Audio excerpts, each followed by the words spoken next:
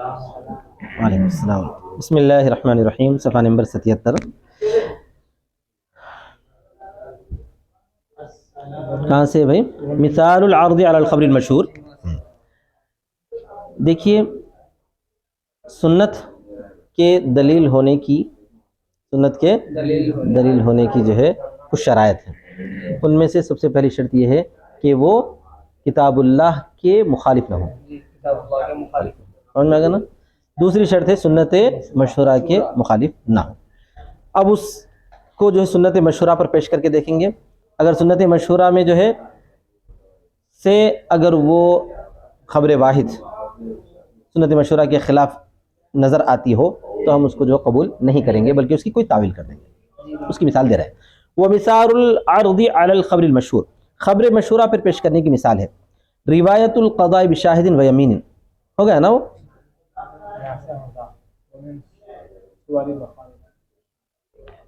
کہاں سے ہوئی؟ اچھا ٹھیک ہے، یہاں سے پڑھ لیں گے۔ چلو، خبر مشہور پر پیش کرنے کی مثال ہے روایت القاضی بشاہد و یمین فإنه خرج مخالفا لقول علیہ السلام، کہ یہ نبی صلی اللہ علیہ وسلم کے اس مشہور کے قول کے خلاف نکلا ہے جس میں بتایا گیا ہے کہ البینۃ علی المدعی والیمین علی من انکر۔ یہ تو تفصیل میں کل بتا چکا کہ بینہ مدعی پر ہے اور یمین اس شخص پر ہے جو انکار کرتا ہے۔ انکار کرنے والے کا مطلب جس پر الزام لگایا گیا ہے۔ وہ باعتبار هذا المعنى قلنا، اسی معنی کے اعتبار سے ہم نے کہا خبر الواحد اذا خرج مخالفا للظاہر لا يعمل به، کہ خبر واحد جب ظاہر کے مخالف نکلے تو اس پر عمل نہیں کیا جائے گا۔ تیسری شرط یہ ہے نا، ظاہر کے مقابلے میں اگر خبر واحد نظر آئے تو اس پر بھی عمل نہیں کیا جائے گا۔ اس کی مثالیں دے رہے ہیں۔ ومن صور مخالفت الظاہر عدم اشتہار الخبر فيما يعم به البلوى في الصدر الاول، اور ظاہر کی مخالفت کی صورتوں میں سے یہ ہے کہ خبر کا مشہور نہ ہونا ہے ان چیزوں میں جس میں عموم بلوہ ہے۔ خبر کا ان چیزوں میں جس میں عموم بلوہ ہے۔ عموم بلوہ کس کو بولتے ہیں؟ عام لوگوں کی ضروریات۔ عموم بلوہ کا مطلب جیسے کہ جو ہے پاکی اور صفائی کا معاملہ ہے، نمازوں کے احکام ہیں وغیرہ وغیرہ، یہ عموم بلوہ کہلاتے ہیں۔ عموم بلوہ اس میں عام لوگوں کی ضروریات وابستہ رہتی ہیں، کسی کو اس سے چھٹکارا نہیں ہوتا۔ پاکی اور صفائی میں ہر آدمی مبتلا رہتا ہے، نماز ہر آدمی کو پڑھنا ہے، تو اس کو عموم بلوہ کہا جاتا ہے۔ تو عموم بلوہ کے سلسلے میں کوئی ایسی خبر واحد آ رہی ہے جو ہے خبر مشہور ظاہر کے مقابلے میں ٹکرا رہی ہے، کیسے؟ مطلب یہ ہے کہ خبر کا مشہور نہ ہونا ہے عموم بلوہ کے معاملات میں صدر اول میں اور صدر ثانی میں۔ صدر اول میں صحابہ کا دور، صدر ثانی جو ہے تابعین کا دور۔ ان ادوار میں جو ہے یہ جو خبر بیان کی جا رہی ہے، بعد کے راوی بیان کر رہے ہیں، ان ادوار میں وہ خبر مشہور نہیں ہے، وہ حدیث مشہور نہیں ہے، تو یہ ظاہر کے مقابلے میں ہے، بولے ایسا ظاہر کے خلاف ہے۔ کیا بولتے ہیں اس کو؟ مثال دیتے ہیں، دیکھیے، ظاہر کی مخالفت کی صورتوں میں سے خبر کا مشہور نہ ہونا ہے ان باتوں میں جس میں عموم بلوہ ہے، صدر اول میں اور صدر ثانی میں۔ صدر اول میں تو صحابہ کا دور، صدر ثانی میں تو تابعین کا دور۔ لأنهم لا يتهمون بالتقصير في متابعة السنة، اس لیے کہ وہ لوگ متہم نہیں کیے جاتے سنت کی تابعات کی کوتاہی کے بارے میں، یعنی ان لوگوں کو جو ہے سنت کی اتباع میں کسی کوتاہی کا الزام نہیں لگایا جاتا۔ اگر وہ حدیث واقعتاً صحیح ہوتی تو اس زمانے میں بھی مشہور ہونا چاہیے تھا۔ صحابہ کے دور میں کوئی بیان ہی نہیں کرا یہ حدیث کو، تابعین کے دور میں کوئی بیان ہی نہیں کرا، بعد والے صاحب بیان کریں کہ میں نے فلاں سے سنا، اس طرح بول رہے ہیں، تو یہ اس بات کی نشانی ہے کہ جو ہے یہ کہیں نہ کہیں کچھ غلطی ہو چکی ہے۔ فَإِذَا لَمْ يَشْتَهِرِ الْخَبْرُ مَعَ شِدَّةِ الْحَاجَةِ وَعُمُومِ الْبَلْوَى، جب خبر مشہور نہیں ہوئی ہے سخت ضرورت اور عموم بلوہ کے باوجود، ماں بولے تو باوجود، سخت ضرورت، شدت الحاجہ بولے تو سخت ضرورت، عموم بلوہ میں عام لوگوں کی حاجت، سمجھ میں آ گیا نا؟ عموم بلوہ کے باوجود کان ذلک علامت عدم صحتہ، تو وہ اس کے صحیح نہ ہونے کی نشانی ہے، اس کے صحیح نہ ہونے کی نشانی۔ اب اس بارے میں کوئی حدیث کی مثال تو نہیں دی ہے، البتہ حکمیات میں اس کی مثال دے رہے ہیں۔ وہ مثال فی الحکمیات، اور حکمیات میں اس کی مثال ہے۔ حکمیات کا مطلب یہ کہ مسائل شرعیہ میں اس کی مثال ہے۔ اذا اخبر واحد ان امرأته حرمت علیہ بالرضاع الطاری، جبکہ ایک آدمی نے خبر دیا کہ اس کی بیوی اس پر حرام ہے طاری رضاعت کی وجہ سے۔ طاری رضاعت کی، طاری مانے پیش آنے والے، ایک عارضی رضاعت پیش آئی تھی، اس کی وجہ سے اس کی بیوی اس پر حرام ہے۔ مثال کے طور پر انہوں کسی سے نکاح کرے، ایک آدمی آگے خبر دے رہا کہ تم جس سے نکاح کرے نا وہ رضاعت کی وجہ سے تم پر حرام ہے، یعنی انہیں تمہاری رضائی بہن بن گئی، انہیں تمہاری رضائی بہن ہوئی تھی. کیسے رضائی بہن ہے؟ نہیں، ایک مرتبہ جو ہے تم کسی سے دودھ پیے تھے، وہ عورت بھی کسی سے دودھ پی تھی، تو تم دونوں بھائی بہن ہو گئے، لہذا یہ نکاح تم پر حرام ہو گیا. اس طرح آ کر کوئی آدمی خبر دے رہا ہے، اس کو کیا بولتے ہیں؟ طاری رضاعت، رضاعت پیش آنے والا رضاعت. ایک تو یہ کہ پکا جو ہے ایک کی بیٹی ہے، انہوں سے دودھ پیے. اگر ایسی کوئی چیز ہوتی تو یہ عموم بلوا تھا، اس وقت لوگوں کو معلوم ہونا چاہیے تھا، اس وقت لوگوں کو معلوم ہونا چاہیے تھا. بعد میں بھی جو ہے یہ بات پھیلنا چاہیے تھی، پھیلی جنہیں کون کیا کہ خبر دے رہے ہیں 20 سالوں کے بعد، شادی ہونے کے بعد آ کے خبر دے رہے ہیں، تو اس کو بولتے ہیں طاری رضاعت. جائز ان یعتمد علی خبرہ، تو جائز ہے کہ اس کی خبر پر اعتماد کریں، جائز ہے کہ اعتماد کریں. وَيَتَزَوَّجَ أُخْتَهَا، اور شادی کرے اس کی بہن سے. سمجھ میں آ گیا سب؟ کس کی خبر پر اعتماد کریں؟ شوہر جو ہے خبر دینے والے کی خبر پر اعتماد تو کر سکتا ہے، لیکن اس کی بہن سے شادی کرنا کیا ہے؟ جائز ہے. کس کی بہن سے؟ اس عورت کی بہن سے، کیونکہ اس عورت کی جو حقیقی بہن ہوگی وہ تو جو ہے اس کی مطلب ہے کہ جن کا انہوں دودھ پیے ہیں ان کی بیٹی تو نہیں ہے. ہاں، رضاعت کا مسئلہ کیسا رہتا بولے تو ایک عورت ہے، اس سے کوئی بچہ دودھ پیا، کوئی الگ بچی دودھ پی، یہ دونوں آپس میں رضاعی بھائی بہن تو بن جاتے، لیکن اس کی جو حقیقی بہن ہے اس عورت کی، اس سے اس کا کوئی تعلق نہیں رہتا، اس بچے کا اس سے کوئی تعلق نہیں رہتا، کیونکہ انہیں تو اس کی رضائی بیٹی نہیں بنی. تو یہاں بولتے ہیں اعتماد کر سکتے آپ زیادہ سے زیادہ کہ ہاں بھائی یہ رضاعت آئی، شاید ایک مرتبہ دودھ پی لیا ہوگا یہ بچہ کسی سے، اور وہ بچی بھی کسی سے دودھ پی لی ہوں گی، لہذا ان سے تو ہمارا نکاح نہیں ہو سکتا. لیکن اس سے بہن سے نکاح جائز ہے، اس کی بہن سے نکاح جائز ہے، کیونکہ وہ تو اس کی جو ہے رضاعت کے اندر شامل نہیں تھی، یہ بولیں گے. تو جائز ہے کہ اعتماد کرے اس کی خبر پر، اور شادی کرے اس کی بہن سے، اس کی بہن سے شادی کرنے کی بھی اجازت ہے.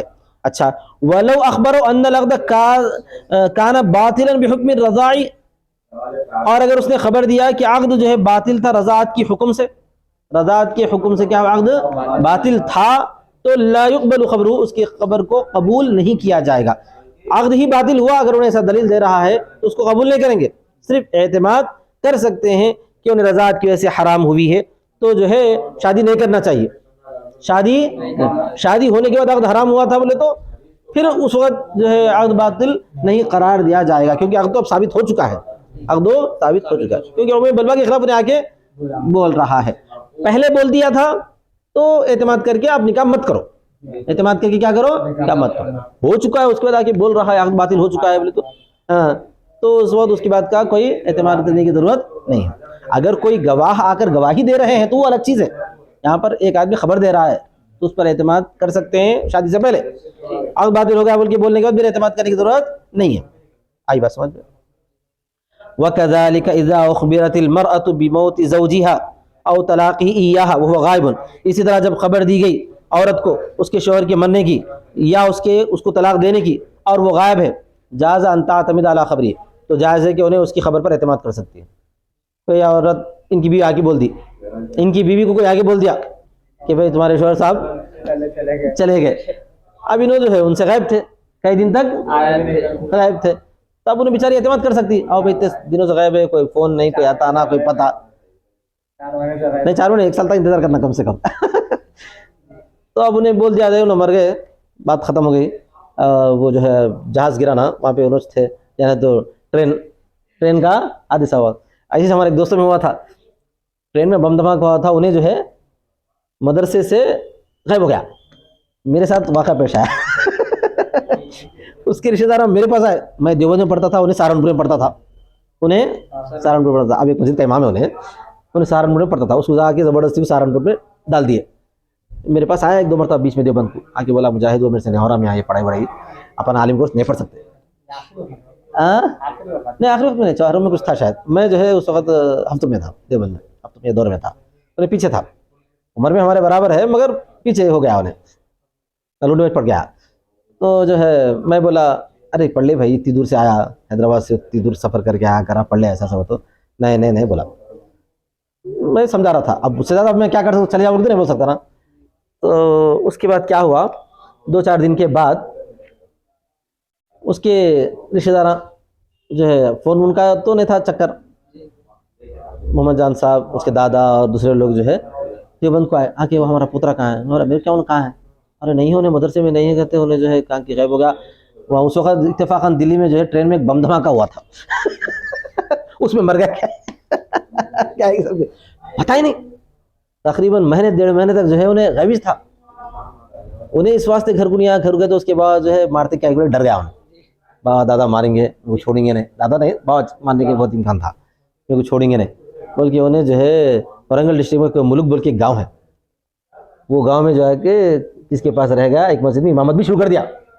وہاں پہ اس کے کوئی رشتہ دار, وہ بیچارے قریبی تھے اس کے گاؤں سے, وہاں کے کوئی رشتہ دار جو ہے اس کے گئے تھے یا جان پہچان والے گئے تھے, تو مسجد میں نماز پڑھنے گئے تو نماز یوں پڑھا رہے ہیں. نماز پڑھ دیکھ کیا رہی تم یہاں کہاں سے آ گئے, تمہارے باپ پریشان ہے وہاں, تم مر گیا کیا کہ سمجھ رہے ہیں بول کے. پھر انہوں جو ان کے باپ کی اطلاع دی تو نہ جا کے نہیں مارتے کرتے, انہیں بھی وہاں سے بلا کے لا لیے.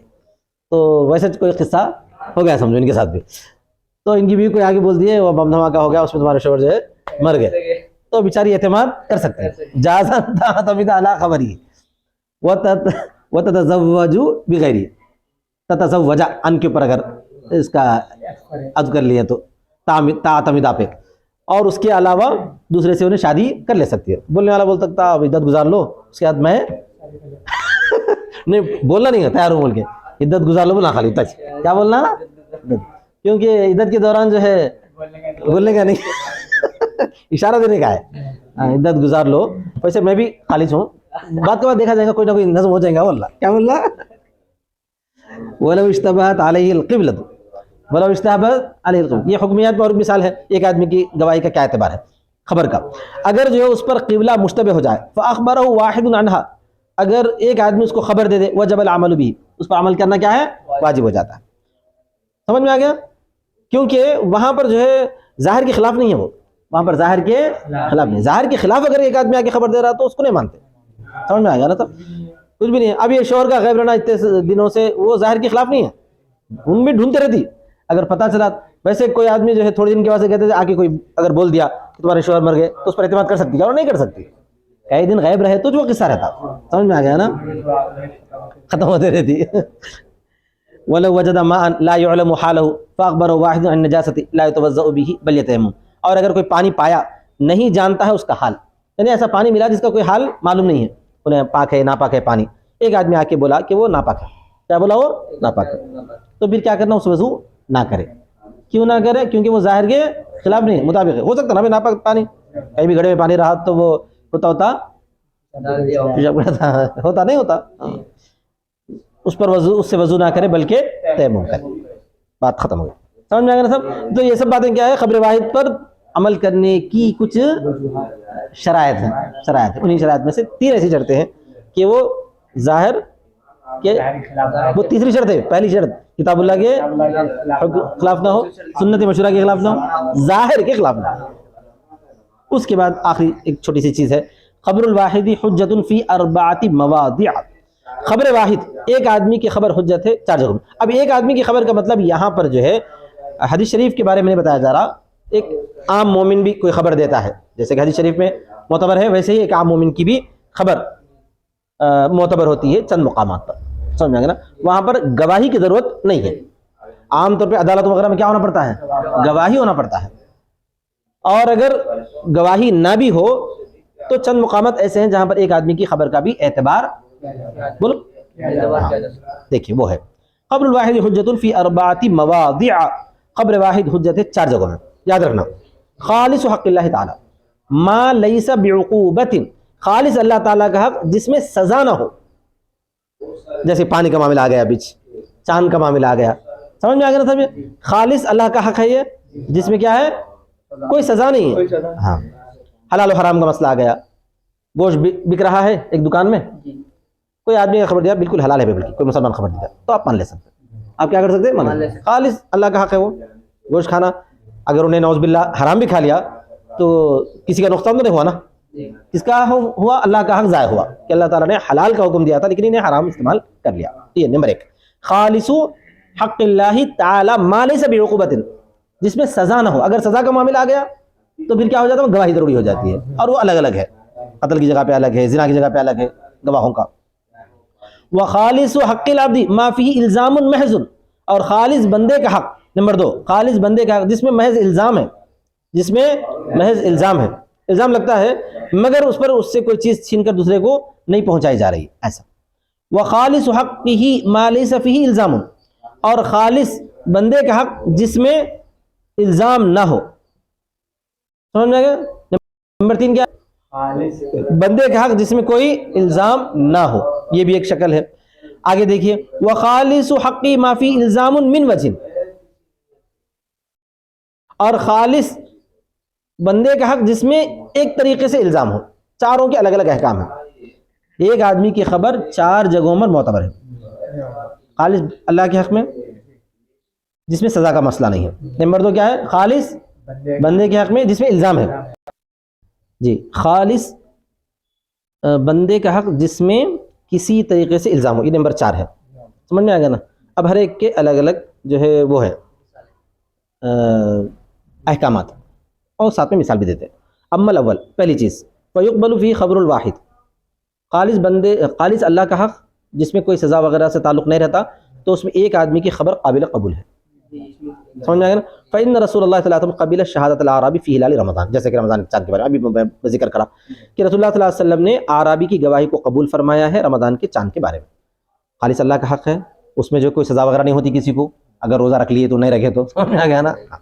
واما الثانی فیشترط فیہ العدد والعدالۃ، دوسری چیز خالص بندے کا حق جس میں محض الزام لگتا ہے، تو اس میں جو عدد بھی ضروری ہے، عدالت بھی ضروری ہے، ایک آدمی کی خبر پھر قبول نہیں ہوگی، یعنی آدمی 2 رہنا، اور عدالت میں دونوں کے نیک آدمی رہنا، عدالت مطلب محکمہ نہیں، محکمہ کو عدالت اردو میں عدالت جو بولتے ہیں نا، وہ عدالت نہیں ہے یہاں پہ، بلکہ عدالت سے مراد نیک، عدد بھی رہنا، عدالت بھی رہنا۔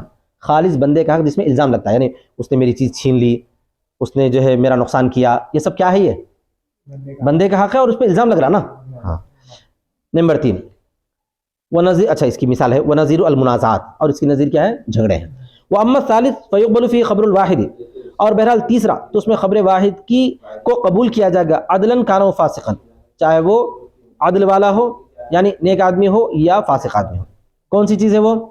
خالص بندے کا حق جس میں الزام نہ ہو، جس میں بندے کا حق ہے جس میں الزام نہیں لگتا۔ وہ نظیر المعاملات، اس کی نظیر کیا ہے؟ معاملات ہے، دونوں آپس میں کاروبار کرے، اس کاروبار میں جو ہے کوئی چیز چھین لینے کا، کوئی جھگڑوں کا معاملہ نہیں ہے، صرف جو ہے آپسی کاروبار ہے، انہیں لیا انہیں دیا، تو اس میں کیا ہے؟ کوئی کسی کو الزام نہیں لگتا، بندے کا حق لینا دینا اور کوئی الزام نہیں لگتا، تو اس میں جو ہے ایک آدمی خبر دے دیا، ارے بھائی انہوں خرید لیے ہیں وہ، تو آپ مان لے سکتے، آپ کیا کر سکتے ہیں؟ اس کو مان لے سکتے، ایسا۔ وہ امر رابع، چوتھی چیز فیشترط فیہ اما العدد او العدالۃ، چوتھی چیز کیا ہے؟ خالص بندوں کا حق جس میں کسی درجے میں الزام لگ رہا ہے، کسی درجے میں الزام لگتا ہے، تو اس میں عدد ضروری ہے یا عدالت ضروری ہے، یعنی بولے تو اگر 2 آدمی بولے تو مان لینا، یا جو ہے ایک آدمی بول رہا لیکن انہیں نیک آدمی ہے تو مان لینا۔ ابو حنیفہ کے پاس ونظیر العزل والحجر، اور اس کی نظیر ہے عزل کرنا اور محجور کر دینا۔ عزل کرنے کا مطلب ہے کہ غلام کو جو ہے معزول کر دینا، غلام کو معزول کر دینا کاروبار سے، یا جو ہے کسی کو جو ہے ذمہ داری سے معزول کر دینا، کسی کو ذمہ داری سے معزول کر دینا، روک دینا۔ حجر میں روکنا، غلام کو کاروبار کی اجازت دیے تھے، اس کو روک دیا، اب ایک آدمی آ کے بولا دیکھو تمہارے مالک صاحب جو ہے تم کو اجازت دیے تھے نا، اب منع کر دیے، اب وہ غلام کیا کریں گا؟ دیکھیں گا، کیا کریں گا؟ انہیں دیکھیں گا بولنے والا کیسا ہے، ٹھیک آدمی تو مان لیتا اس کی بات، یا ایک آدمی تو نہیں بول رہا، 3-4 آدمی آ کے بول دے رہے ہیں تو بھی مان لیتا انہیں، سمجھ میں آ گیا نا؟ تو یہ 4 چیزیں ہو گئی، چاروں کے الگ الگ احکامات ہیں، تو یہ 4 کا تعلق جو ہے احادیث سے نہیں ہے، لیکن چونکہ ایک آدمی کی خبر ہے اس واسطے انہوں نے یہاں پر ذکر کر دیے۔ واخر دعوانا الحمدللہ رب العالمین۔